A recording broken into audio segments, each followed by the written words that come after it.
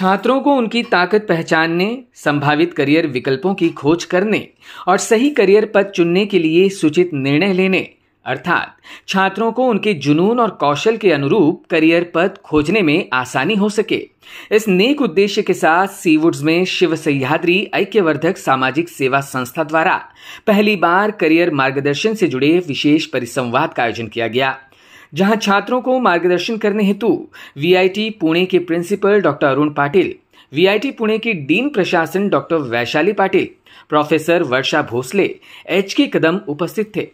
साथ ही मौजूद थे संस्था के अध्यक्ष सुधाकर पाटिल, कार्याध्यक्ष डॉक्टर प्राची पाटिल, सचिव बापू दडस, खजिनदार राजेश घाडगे, उपाध्यक्ष रविंद्र म्हाडिक, सदस्य मंगल खरत, छात्र और पालक। इस दौरान एक्सपर्टीज ने मौजूदा हाल में करियर से जुड़े विकल्पों को साझा किया।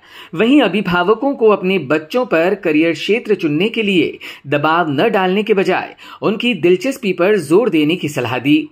मान्यवरों ने अपनी भावनाएं व्यक्त करते हुए कहा कि इस करियर मार्गदर्शन के जरिए छात्रों को करियर चुनने में भविष्य में आसानी होगी। शिवसह्याद्री ऐक्यवर्धक सामाजिक सेवा संस्था ही गेली अनेक वर्ष नवी मुंबईमध्ये बेस असलेली महाराष्ट्रभर कार्यरत असणारी संस्था आहे। या संस्थेच्या माध्यमातून सीवूड नवी मुंबई विभागामध्ये करियर मार्गदर्शन कार्यशाळा घ्यावी, अर्थात यूट्यूबचा जमाना आहे, टेक्नॉलॉजीचा जमाना आहे, सगळ्या वेगवेगळ्या ऑप्शन्स मुलांसाठी उपलब्ध असताना अशा प्रकारे मुलांना एकत्र आणणं, त्यांच्यामध्ये चर्चा घडवून आणणं आणि त्यांची मानसिकता जी आहे या सगळ्यामध्ये जी बदललेली, या सगळ्या पार्श्वभूमीवरती आयुष्याची दिशा ठरवत असताना त्यांच्या आयुष्यामध्ये करियर हा एक महत्त्वाचा टप्पा आहे आणि त्याविषयी विविध पर्याय आहेत। या विविध पर्यायांमध्ये त्यांचं असलेलं कन्फ्युजन, हे कन्फ्युजनही न राहता त्यांना काय आवडतं, त्यांना इंटरेस्ट कुठे आहे आणि तो पॅशनेट कशामध्ये, त्यांचा इंटरेस्ट आणि पॅशन याच्यामधला फरक समजावून घेऊन त्यांच्या आयुष्याला दिशा देण्याच्या उद्दिष्टानं या करियर मार्गदर्शन कार्यशाळेचं खऱ्या अर्थानं आयोजन केलेलं आहे। ही कार्यशाळा फक्त विद्यार्थ्यांसाठी नाही तर त्यांच्या पालकांसाठी सुद्धा आहे। हल्लीचे पालक हे मार्क्सवादी झालेले आहेत। आपल्या मुलाला उत्तम मार्क मिळाले की तो खूप काही करू शकतो, हा एक वेगळा विचार त्यांच्या डोक्यामध्ये आहे। त्यामुळे अभ्यास पण अभ्यास हा आनंददायी असला पाहिजे। तो अभ्यास करताना त्याला जगण्याची दिशा गवसली पाहिजे। किंबहुना तसं न होता हल्ली फ्रस्ट्रेशनमुळे, रिझल्टच्या भीतीने आत्महत्या करण्याकडेही मुलांचा कल वाढतोय। तर या सगळ्यावरती हा पुढेचा देशाचा युवा आहे, त्यांच्या विचारांना कुठेही किनारा नाहीये। ही नव्या जगाची आशा आहे, हा उद्याचा भारत आहे।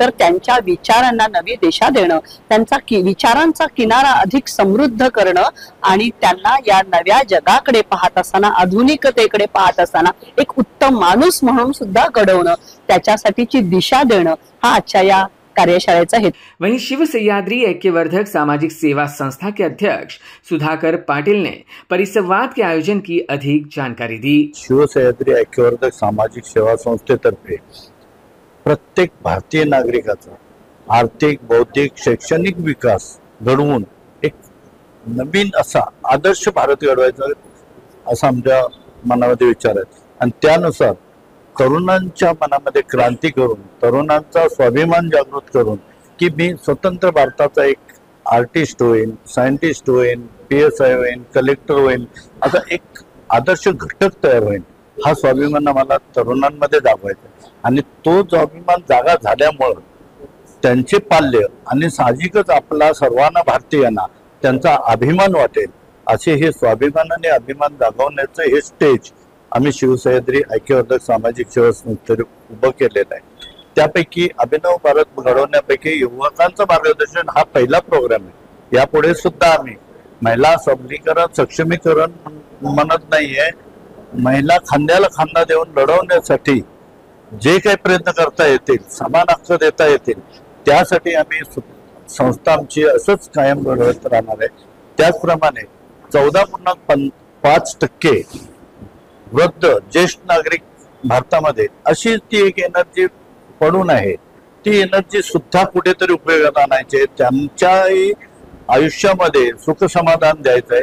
या प्रकारे आम्ही महिला, तरुण वर्ग, ज्येष्ठ नागरिक आणि इतर सर्वांना कसं सुखी आणि आनंदी बनवून एक प्रगतशील राष्ट्र, अमेरिकेपेक्षाही मोठं भारत राष्ट्र झालं पाहिजे, हा आमचा उद्दिष्ट आहे। त्यापैकी एक छोटासा प्रयत्न आम्ही आज सुरू केलेला आहे।